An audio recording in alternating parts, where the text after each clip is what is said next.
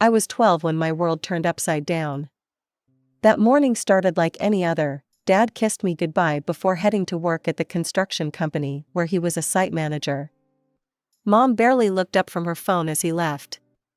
I remember thinking how strange it was that they used to be so different with each other. My name is Melanie Carter, and that was the last time I saw my father alive. He collapsed at work that afternoon, a massive heart attack, they said. I was in math class when the principal called me to her office. Mom was already there, her mascara perfectly intact despite the news she'd just received. "Your father's gone, Melanie," she said, her voice steady. Too steady. I broke down crying, but Mom just sat there, patting my back mechanically. That evening, I overheard her on the phone with her friend Linda. I wasn't trying to eavesdrop, but Mom's voice carried through the thin walls of our suburban home. "Actually, Linda, this might be for the best," she said, her voice low but clear. "Being a widow is much more respectable than being divorced. Plus, I get to keep everything without the hassle of lawyers." She laughed, actually laughed. I know. I'll play the grieving widow at the funeral. I've already picked out the perfect black dress." I sat on the stairs, my hand pressed against my mouth to keep from screaming. Dad's sister, Aunt Sarah, was the only one who seemed to see through Mom's act at the funeral.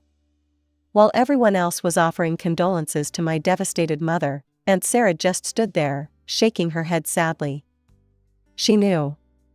She'd always known how Mom treated Dad. It didn't take Mom long to heal from her loss. Within 3 months, she started having a man over for dinner. His name was Richard Thompson, and he had 2 kids from his previous marriage, Brandon, who was 11, and Emma, who was 10. Mom would cook elaborate meals when they visited, something she'd never done for Dad. "Melanie, honey," Mom said one evening, her voice syrupy sweet. "Richard and I have something to tell you." I knew what was coming. The way they sat together on the couch, holding hands, Mom beaming like a teenager, it was obvious. "We're getting married," Mom announced. "Isn't it wonderful? You'll have a new father and siblings." I forced a smile, but inside, my stomach was turning. "That's great, Mom. Congratulations." Richard smiled at me, but it didn't reach his eyes. "Brandon and Emma are so excited to have a new sister," he said, but I'd seen how his kids looked at me during their visits, like I was something stuck to the bottom of their expensive sneakers. That night, I called Aunt Sarah and cried for hours. She listened patiently, then said something I'll never forget. "Sometimes, sweetie, the family you choose is more important than the family you're born into. Remember that." Brandon and Emma moved in the week after the honeymoon. They immediately claimed the best rooms in the house, including my playroom, which became Emma's art studio. When I tried to protest, Mom just said, "Don't be selfish, Melanie. We need to make them feel welcome." Mom transformed into a completely different person after marrying Richard.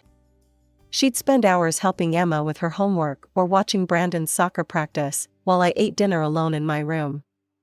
The way she looked at Richard, it was like he hung the moon and stars just for her. I'd never seen her look at Dad that way. "Brandon needs new cleats for soccer," she'd say, or "Emma's taking art classes this summer." There was always money for what they needed. Meanwhile, I learned to stop asking for anything. Even basic things like new school supplies came with size and eye rolls, as if I was being unreasonable for needing pencils. They started taking trips together, nothing fancy, just weekend getaways to nearby cities or camping trips to state parks. But I was never invited. "You'll just be bored," Mom would say, not even looking at me as she packed snacks for Brandon and Emma. "Besides, someone needs to feed the cat." I'd end up at Aunt Sarah's house during these trips. Her small cottage became more of a home to me than our house ever was. She never had kids of her own, but she treated me like the daughter she never had. "This isn't right, Melanie," she'd say, watching me unpack my overnight bag for what felt like the 100th time. "A mother shouldn't play favorites like this." I shrugged, trying to act like it didn't hurt. "At least I have you, Aunt Sarah." One evening, when I was 16, I decided to bring up college during dinner. I'd been researching schools, dreaming about studying business management. "Mom," I said, carefully choosing my moment when everyone was in a good mood. I wanted to talk about college applications. Mom's fork clattered against her plate. "College? Melanie, we can't afford to send you to college. We need to think about Brandon and Emma's education." Brandon smirked across the table, and Emma didn't even try to hide her satisfied grin. Richard just kept eating, as if the conversation didn't concern him at all. Later that night, I cornered Mom in the kitchen. "What about Dad's money?" I asked. "He had life insurance, and he'd been saving for years." Mom's face hardened. "I've spent that money taking care of you for the past 4 years," she snapped. "Food, clothes, shelter, did you think all that was free? Stop being so arrogant, Melanie. You can't just demand things from me." I stood there, stunned by her cold tone and the obvious lie in her words. Dad had worked hard to save for my future, and now it was all gone, spent on her new perfect family while I watched from the sidelines. The next weekend, I went to Aunt Sarah's house, with tears still burning in my eyes. We sat at her kitchen table, the smell of fresh coffee filling the air, as I told her everything about Mom's cruel dismissal of my college dreams. Aunt Sarah listened quietly, her hands wrapped around her coffee mug. When I finished, she got up without a word and disappeared into her study. I heard drawers opening and closing, then she returned with a thick envelope. "Your father came to see me about 2 weeks before he died," she said, sliding the envelope across the table. "It was strange, he seemed worried, almost like he knew something was going to happen. He gave me this and made me promise to keep it safe until you were ready for college." My hands trembled as I opened the envelope. Inside was a bank statement showing a substantial savings account in my name, with Aunt Sarah as the trustee. Dad had been secretly putting money aside for years. "He said your mother had been acting different," Aunt Sarah explained, her voice soft. "He wanted to make sure your future was secure, no matter what happened. The money's been gathering interest all these years." I burst into tears, but this time they were tears of gratitude and love for my father, who'd protected me even after he was gone. "We can't tell Mom about this," I said, wiping my eyes. Aunt Sarah nodded in agreement. Over the next 2 years, I focused on my studies while keeping quiet about my college plans. Brandon and Emma took every opportunity to remind me of my supposed future. "Hey, Melanie," Brandon would sneer in the hallway, "I heard the diner downtown needs a dishwasher. Better get your application in early." Emma would join in, "Maybe if you're lucky, they'll let you bus tables too." They'd laugh like it was the funniest joke in the world. I just walked past them, my silence driving them crazy. Then came graduation day. I'd barely taken off my cap and gown when Mom and Richard called me into the living room for a serious discussion. They sat on the couch like judges about to pass sentence, while I stood before them. "Melanie," Richard began, his voice stern, "you're 18 now.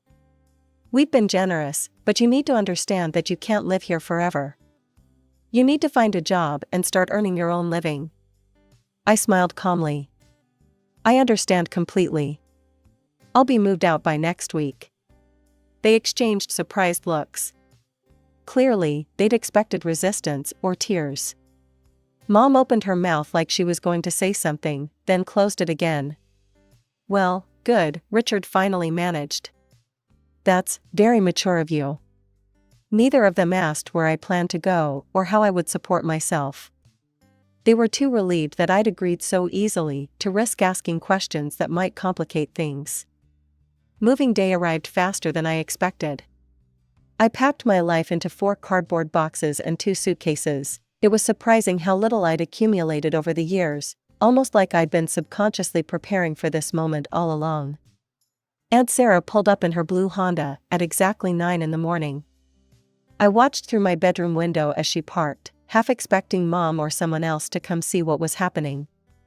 But the house remained silent, even though I could see movement behind the curtains of Emma's room.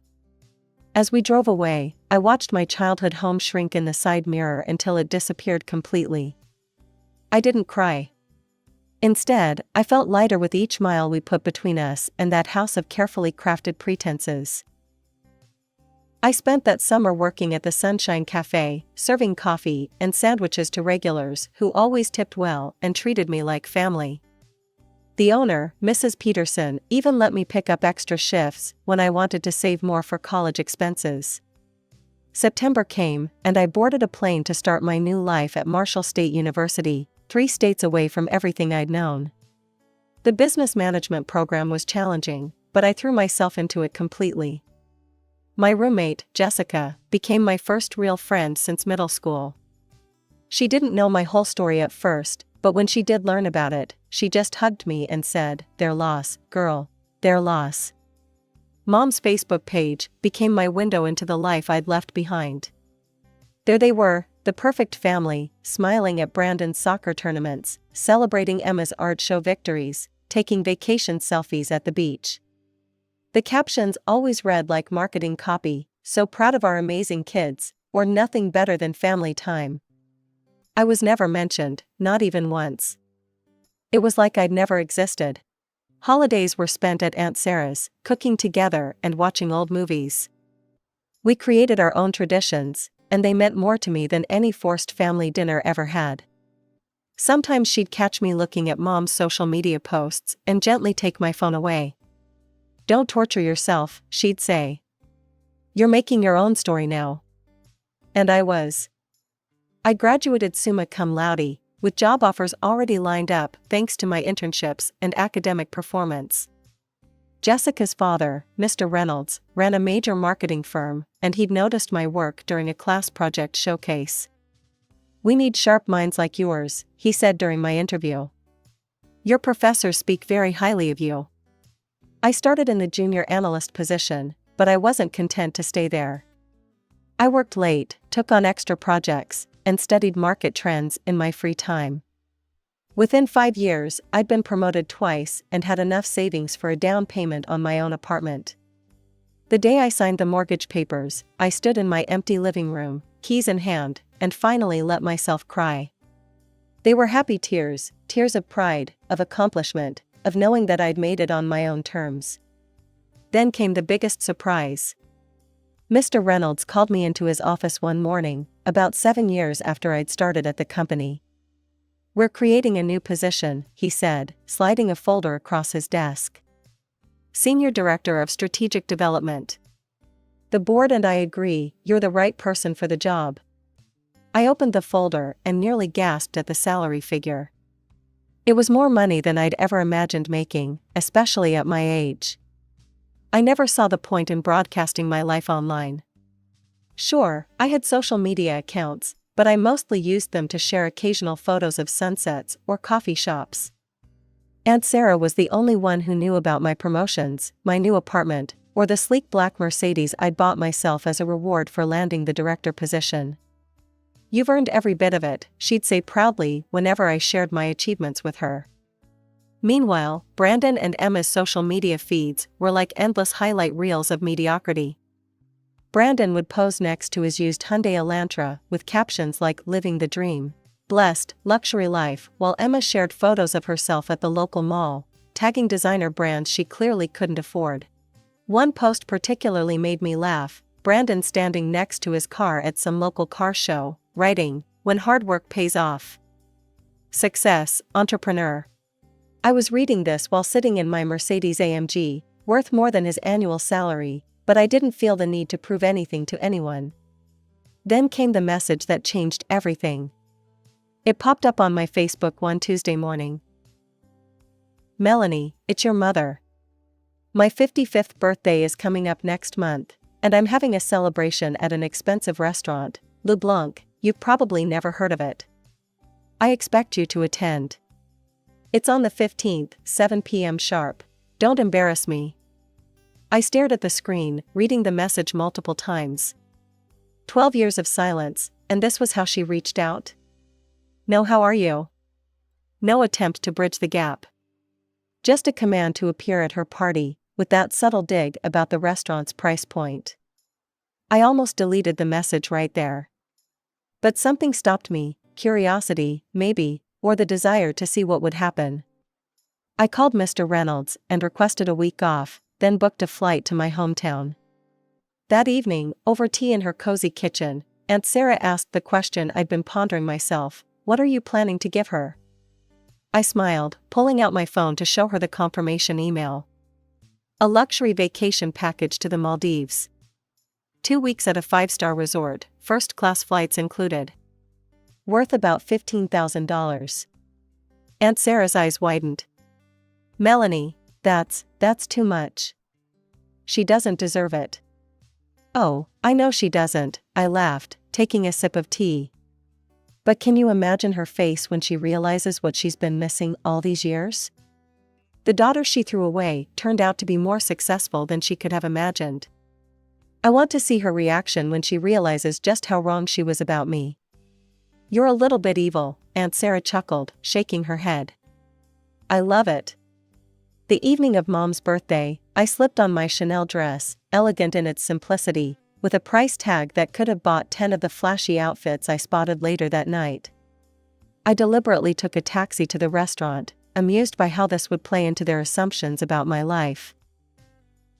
Le Blanc turned out to be exactly what I expected, the kind of place that impressed people who'd never eaten at a truly high-end restaurant. The kind of place that served frozen seafood but put gold leaf on the desserts. I'd had business dinners at places that made this look like a diner. The hostess led me to a private room where the party was already in full swing. Mom sat at the head of the table, wearing a sequin dress that sparkled under the chandelier. Richard was beside her, and Brandon and Emma flanked them like royal heirs. The rest of the seats were filled with relatives I hadn't seen in over a decade: Aunt Linda, who used to pinch my cheeks too hard, Cousin Rachel, who always bragged about her kids, and various other faces from my past. Mom's eyes barely flickered over me before her lip curled slightly. "Oh, Melanie, you came. You could have dressed up a bit more for the occasion." I took my seat at the far end of the table, watching the show unfold. Aunt Linda gave Mom a scented candle set. "It's from that nice shop at the mall," she explained proudly. Mom cooed over it like it was diamonds. Cousin Rachel presented a gift card to a local spa. "For a day of pampering," she announced. More excited squeals from Mom. The gifts continued: a cookbook, a decorative vase, a basket of bath products. Mom treated each one like a precious treasure, making sure to emphasize how thoughtful and perfect each gift was. Then came Brandon and Emma's moment. They stood up together, grinning like they'd just won the lottery. "Mom," Brandon said, and it still felt wrong hearing him call her that, "Emma and I pooled our money to get you something special." Emma pulled out her phone and showed a photo. "It's a 65-inch smart TV. We already had it delivered and mounted in your living room." Mom burst into tears, pulling them both into a tight hug. "My wonderful, generous children. I can't believe you did this. You must have saved for months." Finally, all eyes turned to me. I reached into my purse and pulled out a small, elegantly wrapped box. Mom's expression darkened immediately. "What's this supposed to be?" "Open it and see," I suggested quietly. But she didn't. Instead, her face turned red with anger. "This is exactly what I expected from you," she spat. "You show up here in that plain dress, probably the only nice thing you own. You take a taxi because you can't afford a car. And now you give me this tiny box? What could possibly be in here that's worth giving? A gift card to McDonald's?" She threw the box back at me. It skidded across the table, leaving a scratch in the cheap veneer. Brandon and Emma snickered behind their hands. Some guests looked uncomfortable, others seemed to be enjoying the drama. Richard just kept eating his dessert as if nothing was happening. I picked up the box calmly, brushing off the tablecloth crumbs that had stuck to its elegant wrapping. The room had gone quiet, waiting to see what I would do next. "You know what's funny, Mom?" I said, my voice steady. "In this little box is a receipt for a 2-week luxury vacation to the Maldives. First-class flights, 5-star resort, everything included. Worth $15,000. The color drained from her face. Emma dropped her fork with a clatter. That's impossible, Mom stammered. You couldn't afford something like that. You're obviously lying. I couldn't help but laugh. You'd know whether I could afford it or not if you'd shown any interest in my life these past 12 years. But let me catch you up, I'm a senior director at Reynolds Marketing Group. I own my apartment in the city. And that taxi you mocked? I took it because I didn't want to leave my Mercedes parked in this neighborhood. Brandon's mouth hung open. Emma had stopped giggling. But since you're so convinced I'm a loser, I continued, tucking the box back into my purse, and you clearly don't want anything from me, I won't spoil your birthday any further. Enjoy your TV, I hear the resolution is almost as good as the one in my home theater.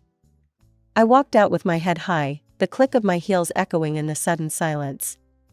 The maitre d' called a taxi, and I headed straight to Aunt Sarah's house. She was waiting up for me, 2 cups of tea already steaming on the coffee table. I told her everything that had happened. Some people never change, she sighed, shaking her head. Your mother's always been more interested in appearances than reality. We were still talking when my phone started ringing. An unknown number, but I knew who it was. Melanie, sweetheart. Mom's voice dripped with honey, I do not know where she got my number. I've been thinking about what happened. Have you? I replied coolly. Yes, and I realize now that I may have been hasty. If you're still willing to give me that gift, I'd love to accept it. We could use this as a fresh start. I want to be part of your life again. We're family. No, I said, finally understanding something. We're not family. We're just people who share DNA. And you didn't want to restore our relationship, you just want that vacation package. I hung up. My phone wouldn't stop buzzing after I left town. Mom called from different numbers, her cell, the house phone, even Richard's phone. When she realized I wouldn't pick up, the messages started flooding in. Melanie, please call me back. We need to talk about this. I've been thinking about what you said about your job. Maybe you could help Brandon get started in marketing? He's very creative. Emma's been saying she'd love to intern at a big company like yours. It would look so good on her college applications. The house needs some repairs, and since you're doing so well. Each message was more transparent than the last. No apologies, no acknowledgement of the past, just an endless stream of requests and hints about my money. It was like watching a desperate gambler trying to win back losses, except what Mom had lost wasn't money, it was her relationship with her daughter. I read each message with a strange detachment, like I was studying a case study for work. The tactics were almost impressive in their variety: guilt, I'm your mother, how can you ignore me? Flattery, you've become such a successful woman, manipulation, family should help family, and even threats, I'll tell everyone how you abandoned your mother. Your mother's been calling me nonstop, Aunt Sarah told me over the phone a week after I'd returned home. She showed up at my house today, if you can believe it. Demanded I give her your address. What did you tell her? I asked, though I already knew the answer. I told her to get off my property before I called the police, Aunt Sarah chuckled. You should have seen her face. She kept saying she had a right to know where her daughter lives. I reminded her that she gave up that right years ago. I could picture Mom standing on Aunt Sarah's porch, probably wearing one of her expensive outfits, trying to bully her way into getting what she wanted. It was the same pattern I'd watched my whole life, but now I could see it clearly for what it was. She didn't take it well, Aunt Sarah continued. Started ranting about how ungrateful we both were, how she'd sacrificed everything for you. The neighbors probably heard everything. When she finally realized I wasn't going to give in, she stormed off to her car. But Melanie, be careful. She seemed desperate. I already blocked her on everything, I assured Aunt Sarah. Social media, phone, email, everything. And security at my office knows not to let her in if she shows up. After we hung up, I walked through my apartment, looking at everything I'd built for myself. The modern furniture I'd chosen, the art on the walls, the view of the city from my windows, all of it earned through my own hard work. I thought about Mom's messages, about her sudden interest in my life now that she knew I had money. In the end, it was almost funny. She'd thrown away a relationship with her daughter for the appearance of a perfect family, and now she was desperate to get back into my life for the appearance of success. But she'd taught me one valuable lesson: family isn't about legal documents.